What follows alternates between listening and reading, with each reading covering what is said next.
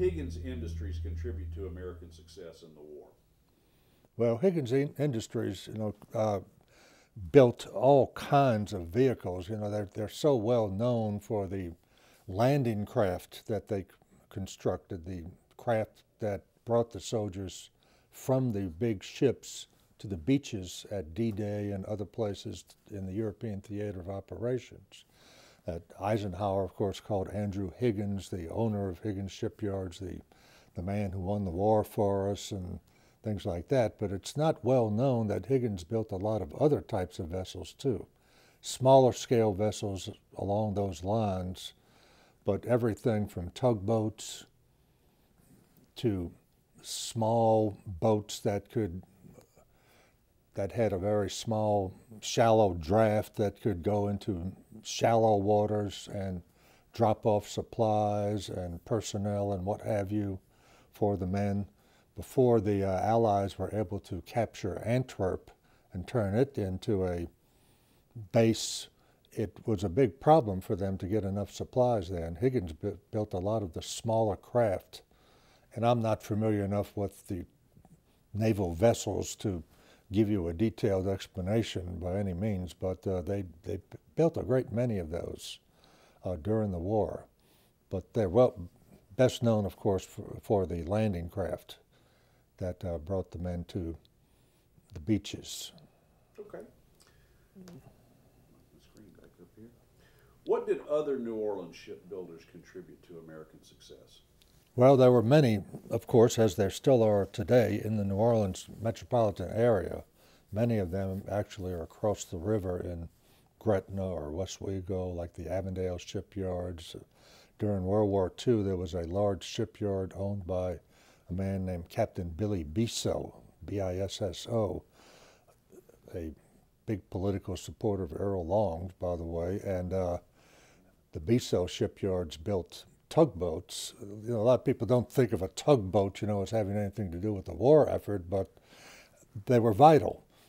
They helped to guide many of the largest ships into the ports off the beaches at D-Day, for example. There were tugboats that had to guide some of the largest ships to get into position to fire their shells at the German encampments on Omaha and Utah beaches and what have you, and many other things of that kind. The tugboats that were built at the Bisso and other shipyards, guided the large destroyers and other ships into the harbors at New York and many other places around the country and guided them out again.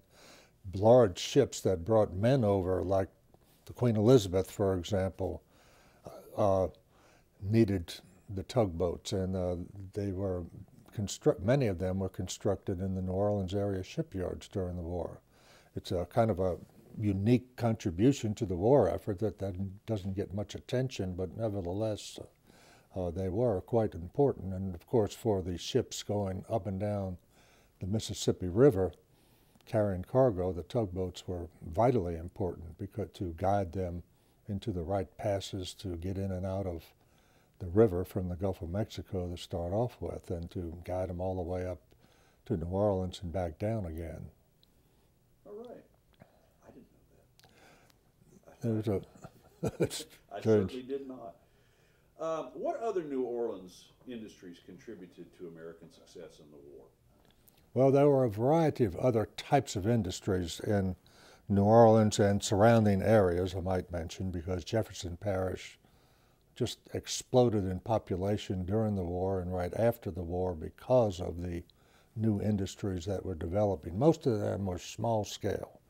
Just one example, my father, who volunteered to serve in the Army but was rejected because he had a chipped bone in his ankle, of all things, wound up working at a place called the Dixie Machine Works in downtown New Orleans. And Dixie Machine made precision tools, all of the different types of tools and dies and so forth for the creation of machinery, which in turn was used to manufacture almost anything from artillery to rifles and so forth and so on. And there were many small little shops like that. It wasn't just a small little shop, but less than 100 employees. There were many of these scattered all over the place in the city of New Orleans and surrounding areas.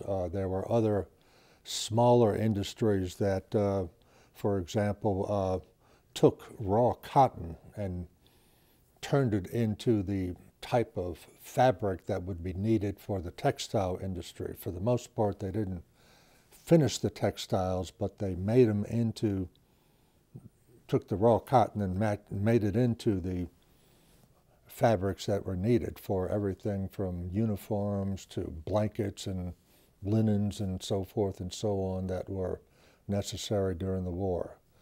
There were many other types of industries during the war again in the New Orleans area that manufactured, you can almost name it, they made it. There were companies that manufactured tin cans for the C and K rations that were so commonly used by the troops in the war. And there were other companies that manufactured canteens and the belts that the men wore, I can't think, with the brass buckles on them and things of that kind too. And all in all, it was a major contribution to the war effort, although all of the things were relatively minor compared with some of the other huge industrial efforts that were going on in other parts of the country, you know, manufacturing tanks and planes and that sort of thing. But nevertheless, these small things were just as important to the war effort as the others were. Okay. How did the war affect New Orleans politics? Well, New Orleans politics were profoundly affected by the war. The mayor of New Orleans, when the war broke out, was a man called Robert Maestri, M-A-E-S-T-R-I. He was first elected, I'm using that term in quotes, in 1936, when the incumbent mayor, T. Sims Walmsley, stepped down because the long political machine, less than a year after Huey Long's death, put pressure on Walmsley to step down and resign, and Maestri became acting mayor, and then when no one opposed him in the election of 1936, he became mayor, and the state legislature extended the term of office for mayor from 4 to 6 years. So in effect, Maestri served for 6 years without ever being elected to the office, and then in 1942, he was the incumbent mayor, and he was reelected. The Maestri administration, especially during its second term, was quite corrupt. As you can well imagine, because of the large number of men passing through the port of New Orleans, all kinds of organized vice, prostitution, gambling, drinking, you name it, was widespread. Just one specific example, in downtown New Orleans, there was the 2nd District New Orleans police station. In the same building next door with an adjoining door, you could go from one place to the other, was a bookie establishment. Quite literally, cops would walk from the police station into the bookie establishment and bet on the horse races and then go back, even though it was illegal. And the administration neglected many basic fundamental needs of the people. The streets were in horrible condition. The sewer system badly needed upgrading and so forth and so on. And so when the war ended, Maestri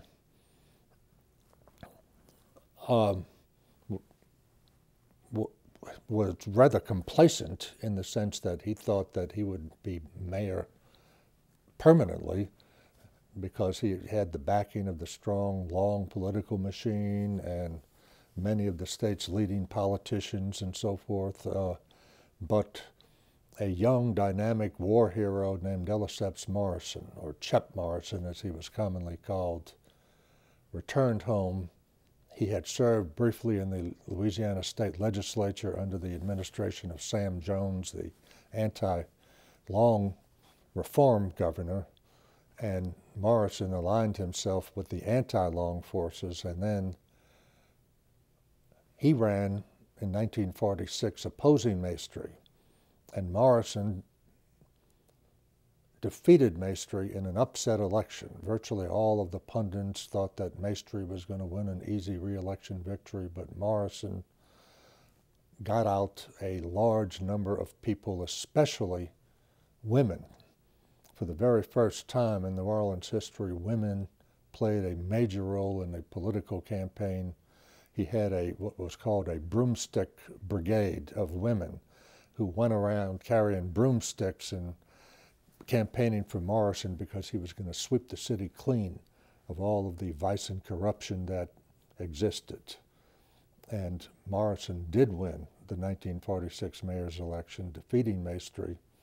And true to his promises, during his first administration, Chet Morrison really made dramatic changes in the infrastructure and the outlook in the city of New Orleans itself. He, for example, did what Maestri had neglected to do during the war and previously. All kinds of streets were paved, new sewer lines were installed, the water pumping stations were upgraded, things of that kind. He also constructed a large number of major streets and overpasses. This is, of course, before the interstate highway system. He also took advantage of the fact that after the war, because of the enormous expansion of railroad travel for both passengers and freight, Morrison saw to it that a new Central Union passenger station was constructed on Loyola Avenue, right near where the Superdome is today, when all of the railroad lines would go to that Union station instead of to all of the separate railroad stations they had in the city. And it provided a big boost for railroad travel. Today we don't think much of that, but as late as 1967, when I moved to Hammond, there were 3 trains a day going to Chicago from New Orleans and 3 more coming back to New Orleans from Chicago every day, including Arlo Guthrie's The City of New Orleans used to pass right behind my apartment every day. But anyway, so Chet Morrison revolutionized New Orleans politics a great deal by he of course created his own political machine. He would be elected to the office 4 consecutive times and ran for governor 3 times, lost each time, but as a mayor of New Orleans, he was extremely popular and well respected for the most part. He also, by the way, Chet Morrison was the very first major political leader I think in the state, together with Earl Long, I might add, his political enemy, but nevertheless in New Orleans, Chet Morrison made the first beginning steps in breaking down the old system of racial segregation. He didn't end segregation, but with the fact that black troops fought in the war, even though they were segregated, new Supreme Court decisions long before Brown versus Topeka were nudging city and state governments in the South towards a fairer accommodation for racial equality. Morrison began to hire African Americans to serve in the New Orleans Police Department and New Orleans Fire Department and other institutions like that. He was certainly not a flaming liberal on the race issue by any means, but he was a moderate. And during that day and time, when the Dixiecrat Strom Thurmond carried Louisiana in 1948, Chet Morrison, like his counterpart Earl Long in the governor's mansion in Baton Rouge, were models of moderation on that issue. Right. I didn't actually actually have this one in the questions, Okay. but I just thought about it while we were talking. There's a famous story about Maestri having dinner with FDR Yeah. in New Orleans. Would you care to tell that? Yeah, sure. After, let me clear my throat here, Bill. When Huey Long was still alive, of course, there was animosity, to say the least, between Franklin Roosevelt and Huey Long. Roosevelt would have nothing to do with Long. He cut Louisiana out of many of the New Deal, WPA and PWA and so forth projects. But when Long was assassinated in 1935, then his successors, people like the new governor Dick Lash, Huey's brother Earl Long, Robert Maestri, Long's main financial supporter, and other people in the Long machine saw no reason to continue the feud with Roosevelt. So the Long people and the Roosevelt people got together and made an accommodation. They would support Roosevelt in his 1936 re-election bid. They would be whoever represented Louisiana in Congress would be faithful New Deal supporters. And so Roosevelt was very happy with this accommodation. And as part of the agreement, he made a trip to New Orleans in 1936. And one of the key elements of his trip to New Orleans was a dinner at Antoine's restaurant. And Antoine's, of course, signature dish is oysters Rockefeller. And when the president was served, Governor Dick Lash was sitting right next to him. Dick Lash was from New Orleans. He leaned over to Roosevelt and said, "How do you like them oysters?" We don't have a record of what Roosevelt replied, but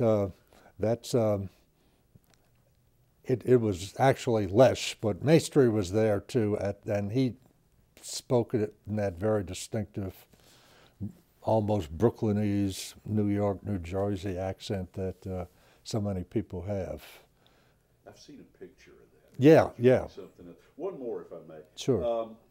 My understanding is that although we think of the drug trade as primarily a phenomenon of the 60s, that there was quite a flourishing drug trade in New Orleans during World War II. Yes, I don't know how flourishing it was, to tell you the truth. There was smuggling of illegal drugs in and out of the city. One of the reasons for that is that because of the war in Europe, of course, most mercantile commerce took place between the United States and Latin America. A lot of people, and of course New Orleans was the main port of entry for Latin American goods. In addition to that, the island of Cuba was under the control of corrupt Cuban dictators, including Fulgencio Batista, who later on would take over again and get kicked out by Castro. But during that time period, there was smuggling of drugs through Latin America into the city of New Orleans and then in different parts of the country. But the extent of the practice, I don't know for sure. Perhaps somebody else would know more details about it. But all righty.